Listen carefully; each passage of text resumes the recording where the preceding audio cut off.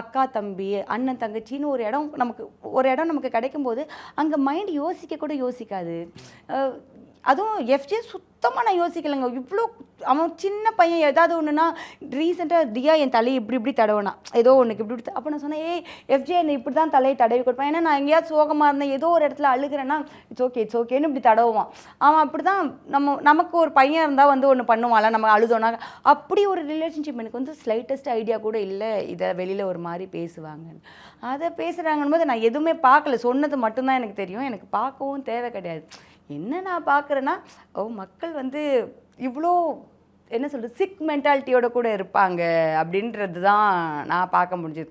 நீ பூசணம் பூத்த கண்ணோட நீ பார்க்குறனா அதுக்கு நான் ஒன்றும் பண்ண முடியாது. ப்ளீஸ் கோ கெட் லைஃப் அப்படின்ற மாதிரி இருந்தது. திருப்புரம் எவ்வளோ சப்போர்ட்டிவ் உங்களுக்கு?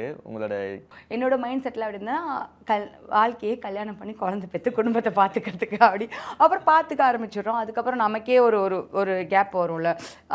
அந்த டைமில் திரு தான் சொன்னாங்க, நீ ஏன் நான் நிறைய கதைலாம் சொல்லுவேன், நீ ஏன் அதை நான் உனக்கு யூடியூப் சேனல் ஒன்று ஓப்பன் பண்ணி தரேன், நீ அதில் சொல்லு, உனக்கு நீ வெளியில் போய். ஏன்னா அகெயின் நான் போயிட்டு எங்கேயோ ஒர்க் பண்ணுறது அந்த அளவுக்கு நான் ரொம்ப சொல்கிறேன், நான் ஒரு ப்ரொடெக்டட் ஸ்பேஸ்க்குள்ளே வாழ்ந்தேன். எனக்கு வெளியில் போய் பேச வராது, எங்கேயும் போக தெரியாது, ஒரு இடத்துக்கு போகணுன்னா தெரியாது.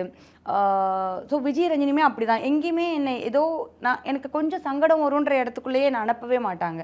ஸோ அதனால் இது நீ உன் டைமுக்கு பண்ணலாம், உனக்கு பண்ணணும் போது பண்ணு அப்படின்னு சொல்லி ஆரம்பித்து கொடுத்தது தான் என்னோடய யூடியூப் சேனல் தேட்டடி.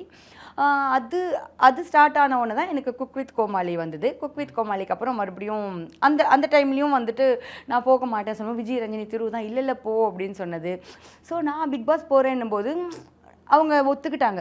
இது அவங்களுக்கு பிடிக்காதுன்னா கூட எனக்கு பிடிக்குதுன்றதுக்காக ஒத்துக்கிட்டாங்க.